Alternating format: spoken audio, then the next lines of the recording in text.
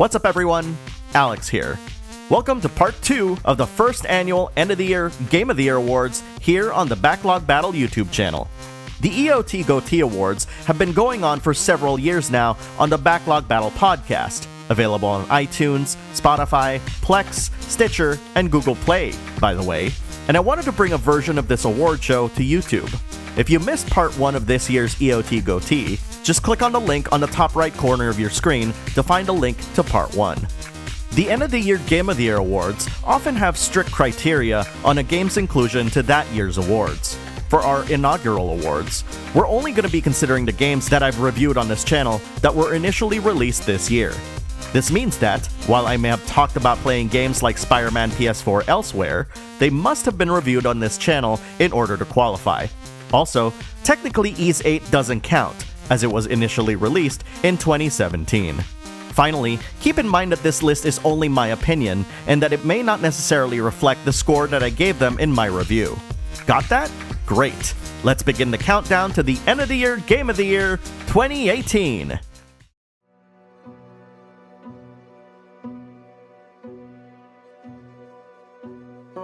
Number 5. Far Cry 5. In a year packed with open-world games containing weird bugs and oddly inconsistent co-op experiences, none have made me smile and have more fun than Far Cry 5. Yeah, it's a little bit derivative of previous iterations of the series, but the setting of Hope, Montana, the villains in Joseph Seed and the members of his cultish family, topped off with a legitimately fun co-op experience, makes my time with Far Cry 5 some of the most fun I've had this year. In fact, it's probably one of the most fun co-op experiences I've had in a long time. I've been chomping at the bit to play through it again, and I won't hesitate to do that if anyone asks me to.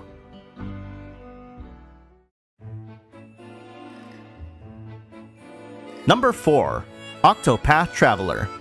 Even though the way Octopath Traveler tells its story prevented better character development amongst party members, it still provided an incredible hybrid of old school / new school JRPG gameplay that captivated me for a very long time. And while I'm not a fan of grinding per se, the battle system in Octopath Traveler is so enjoyable that I obsessively powered up my characters even beyond the individual characters' endings. Again, I will stress that its storytelling could have been better, but damn it all if I wasn't invested in each character's stories. Well, maybe except Hannet. Sorry, Hannet.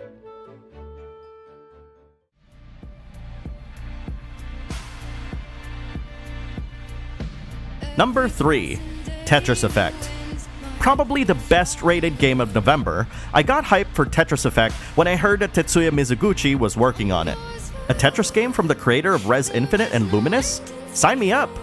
Naturally, what we got is a game that shakes up the Tetris formula in a few different places, that turns the act of playing the classic puzzler into an experience unlike anything you've ever had before. It's also the motion-friendliest VR game I've ever played, as Tetris doesn't really require much physical movement after all. What a feast of sight and sound this game is.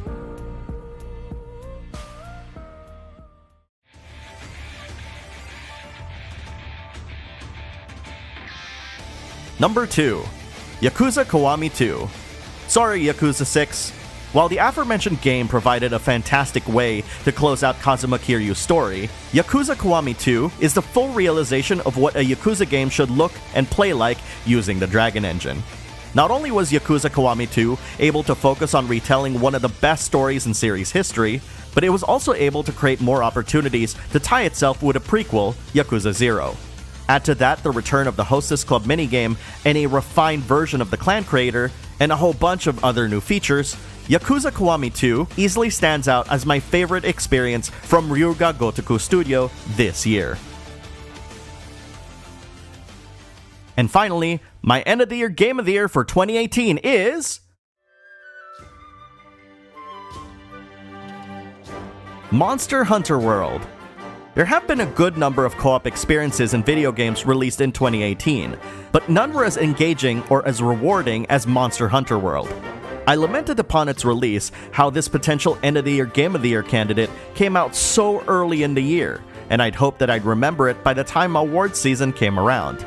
But thinking back to how much fun and frustration I had when trying to defeat monsters like Nergigante, My experience with Monster Hunter World is one of the things that I'll always remember whenever I think about 2018 in the future.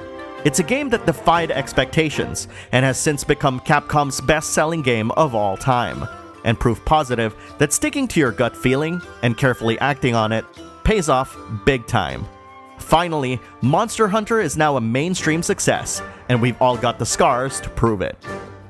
Congratulations to Monster Hunter World and the rest of the runners-up for the End of the Year Game of the Year 2018, and thank you, dear viewer, for making this year of video games amazing. Now, I want to know what games are in your Game of the Year list. Post your reply on the comments below. Also, if you like this video, please consider liking, sharing, and subscribing to the channel. Then, hit that bell icon to be notified of my latest videos.